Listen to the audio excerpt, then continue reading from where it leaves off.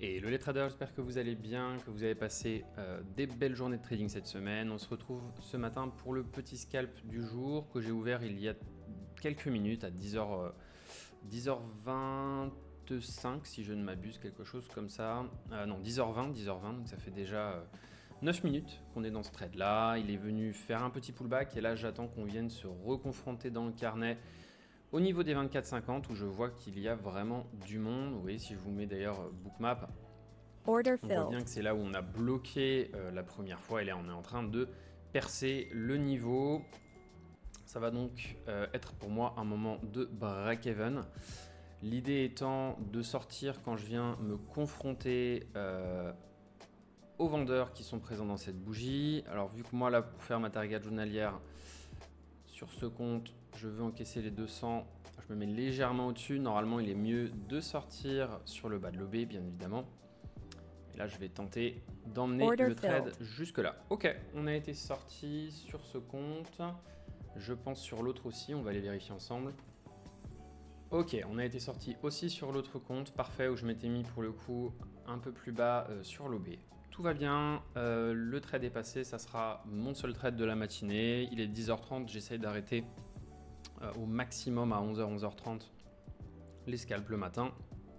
Pour moi, le travail a été fait, j'étais dans le flux et j'ai pu participer dans le sens que je souhaitais. Alors ce matin, pour vous donner un peu de contexte, désolé, c'est vrai que ce scalp est allé très vite du coup, mais ce matin on avait un contexte extrêmement aussi, on a réussi en fait à sortir de l'OPR sur le Nasdaq en début de matinée, ce qui nous a permis derrière de venir consolider, créer des liquidités, des petits points de structure, prendre ces liquidités pour décaler à la hausse. On le fait très souvent entre 9h30 et 11h, ce genre de setup quand on a un marché directionnel, et c'est donc là où nous on peut appliquer nos stratégies de scalping. La prochaine fois, je tâcherai de mettre la vidéo légèrement plus tôt, mais j'ai été concentré notamment sur mon analyse Bookmap et donc ça m'a pris quelques minutes à la lancer.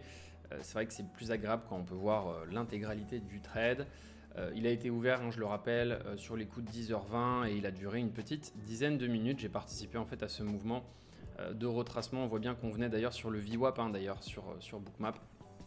Et donc ça m'intéressait de participer ici. J'espère que vous serez prudent aujourd'hui en tout cas.